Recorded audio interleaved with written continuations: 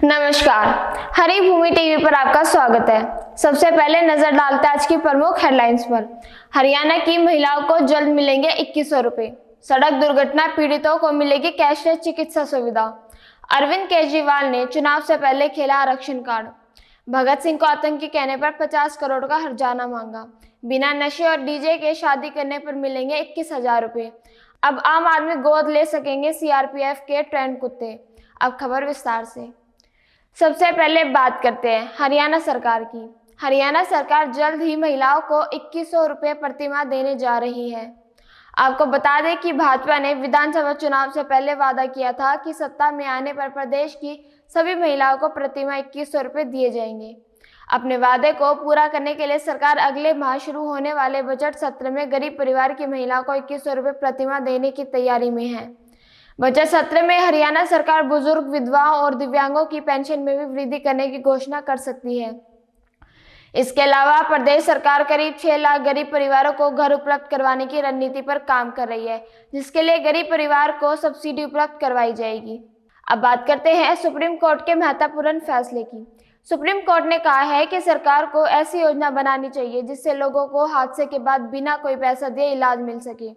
Supreme court ने कहा कि केंद्र सरकार गोल्डन आवर अवधि में सड़क दुर्घटना पीड़ितों के लिए कैशलेस चिकित्सा सुविधा की योजना तैयार करे। गंभीर चोट लगने के बाद पहले 1 घंटे को गोल्डन आवर कहा जाता है। घायल के इलाज के लिए ये वक्त सबसे अहम माना जाता है। गंभीर चोट लगने पर 1 घंटे के अंदर उचित इलाज बेहद जरूरी होता है। इस दौरान इलाज मिलने पर घायल व्यक्ति के बचने की संभावना ज्यादा रहती है। देर होने पर मौत या अपंग होने की आशंका बढ़ जाती है। सुप्रीम कोर्ट ने कहा कि कई बार ऐसा होता है कि हादसे में घायल हुए व्यक्ति के करीबी और परिजन उसके आसपास नहीं होते हैं, इसलिए उसकी मदद करने वाला कोई नहीं होता है। घायल व्यक्ति को गोल्डन आवर में जरूरी उपचार मिलना चाहिए, लेकिन अक्सर गोल्डन आवर में जरूरी इलाज से मना कर दिया जाता है। अस्पताल में भी ऐसी सूरत में कभी कभी पुलिस के आने तक इंतजार करते हैं। उनकी चिंता इलाज में लगने वाले खर्च को लेकर होती है। कई मामलों में अगर गोल्डन आवर के दौरान जरूरी उपचार नहीं मिलता है तो घायलों की जान जा सकती है। ऐसे में कैशलेस योजना जरूरी है। जस्टिस अभय एस ओका और जस्टिस ऑगस्टिन जॉर्ज मसी की डबल बेंच ने कहा कि मोटर वाहन अधिनियम की धारा 162 के तहत गोल्डन आवर के दौरान दुर्घटनाओं के पीड़ितों के कैशलेस उपचार की जिम्मेदारी केंद्र सरकार की बनती है। कोर्ट ने सरकार को योजना लागू करने के लिए 14 मार्च तक का समय दिया है। अगली खबर राजधानी दिल्ली से आ रही है। आम आदमी पार्टी के सुप्रीमो व दिल्ली के पूर्व मुख्यमंत्री अरविंद केजरीवाल ने आरोप लगाया कि नरेंद्र मोदी और अमित शाह ने देश और दिल्ली के साथ बड़ा धोखा किया है। उन्होंने कहा कि दिल्ली के जाट समाज को दिल्ली के कॉलेजों में रिजर्वेशन नहीं मिलता, लेकिन राजस्थान के जाट समाज को दिल्ली के कॉलेजों में रिजर्वेशन मिलता है। पिछले 10 सालों में प्रधानमंत्री जी ने और अमित शाह ने 4 बार दिल्ली के जाट समाज को घर बुलाकर उन्हें गारंटी दी कि दिल्ली के जाट समाज को केंद्र की ओबीसी लिस्ट में डाला जाएगा। अरविंद केजरीवाल ने कहा कि चुनाव के समय उन्हें केवल जाटों की याद आती है, लेकिन कभी उनका काम नहीं करते हैं। अगर वे ऐसे झूठ बोलेंगे तो देश में कुछ बचेगा ही नहीं। राजस्थान के जाट समाज को आरक्षण मिलता है, लेकिन दिल्ली के जाट समाज को आरक्षण नहीं मिलता है। दिल्ली के अंदर दिल्ली वालों को आरक्षण नहीं मिलता है, बाहर वालों को मिलता है। उन्होंने कहा कि मैंने प्रधानमंत्री को चिट्ठी लिखकर उनको उनके वादे याद दिलाए हैं। अब खबर शहीद भगत सिंह की।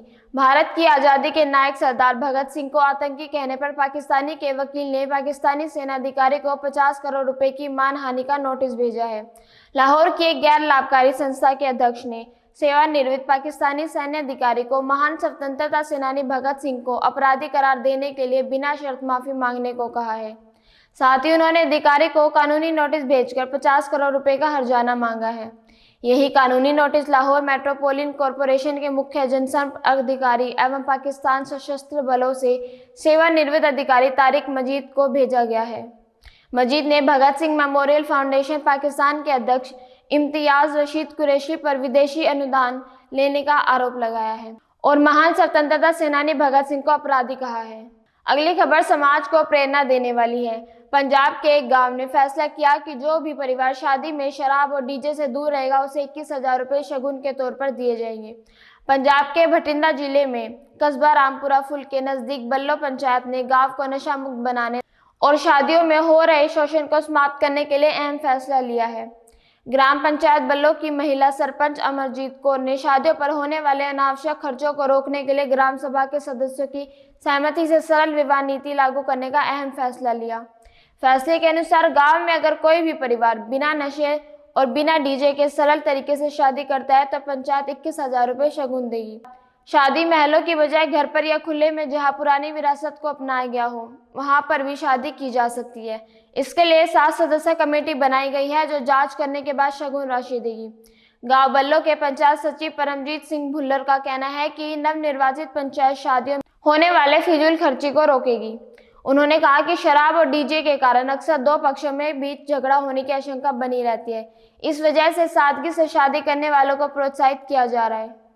अब बात करते हैं अमेरिका के लॉस एंजलिस के जंगलों की, जहां एक बार फिर आग भड़क गई है। भीषण आग ने आसपास की इमारतों को भी चपेट में लेना शुरू कर दिया है। अमेरिकी अधिकारियों के अनुसार इस दुर्घटना में 5 लोगों की मौत हो गई है और अब तक 1100 से ज्यादा इमारतें जलकर खाक हो गई हैं। बताया जा रहा है कि ये आग लॉस एंजलिस के हॉलीवुड हिल्स में लगी है। यही क्षेत्र में की अब तक की सबसे विनाशकारी आग बताई जा रही है। इसके चलते अमेरिकी राष्ट्रपति जो बाइडेन ने अपनी इटली यात्रा भी रद्द कर दी है।